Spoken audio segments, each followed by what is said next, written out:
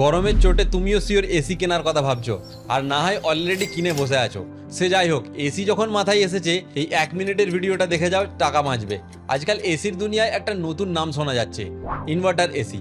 অনেকে ভাবে এই এসি বুঝি ইনভার্টার ব্যাটারিতেও চলবে, যদিও এটা শুধুমাত্র একটা নতুন টেকনোলজির নাম। কিন্তু দোকানদার বলেছে ইনভার্টার এসি কিনলে বিল কম আসে, কিন্তু আসলেই কি তাই? এটা ভিডিওর শেষ পর্যন্তই বুঝে যাবে।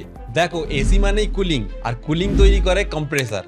কম্প্রেসার হলো এসির হৃৎপিণ্ড, আর এসি এফিসিয়েন্সি নির্ভর করে এই কম্প্রেসার কিভাবে কাজ করে। বেসিক্যালি যেগুলোকে আমরা এখন নন ইনভার্টার এসি বলি, ওগুলো আসলে ফিক্স স্পিড এসি বলা হয়, কারণ এই এসির কম্প্রেসারের পাওয়ার ফিক্স থাকে। এর মানে তুমি এসি অন করে যখন 18তে সেট করে দাও, এসির কম্প্রেসার ফুল পাওয়ারে চলতে শুরু করে। রুম টেম্পারেচার 18তে এলেই কম্প্রেসার অফ হয়ে যায়, আর টেম্পারেচার আবার বেড়ে গেলেই কম্প্রেসার আবার ফুল পাওয়ারে চলতে শুরু করে। অন্যদিকে ইনভার্টার এসির কম্প্রেসার একটা গাড়ির অ্যাক্সিলারেটরের মতো কাজ করে। এটা প্রয়োজন মতো পাওয়ার নেয় আর বারবার বন্ধ হয় না, তাই এতে বিদ্যুৎ 30 থেকে 40% কম খরচ হয়। তবে এখানে একটা টুইস্ট আছে, ফিক্স স্পিড এসির পুরনো টেকনোলজি হওয়ার জন্য এর রিপেয়ার কস্ট কম হয়। যদি কোনো পার্টস খারাপ হয় সহজেই পাওয়া যায় আর কম খরচে ঠিক হয়ে যায়। আর ইনভার্টার এসি নতুন আর অ্যাডভান্স টেকনোলজি হওয়ার জন্য একবার খারাপ হলেই মোটা টাকা খরচ হতে পারে। সব মিলিয়ে এসির টোটাল কস্ট ইনভার্টার বা নন ইনভার্টারের উপর ডিপেন্ড করে না, বরং এসির ইউজ আর মেনটেনেন্সের উপর নির্ভর করে।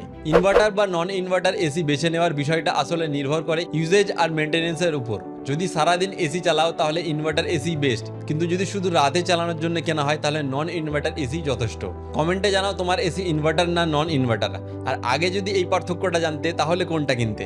আর এরকমই আরও ইনফরমেটিভ ভিডিওর জন্য stay tuned with Dabang data.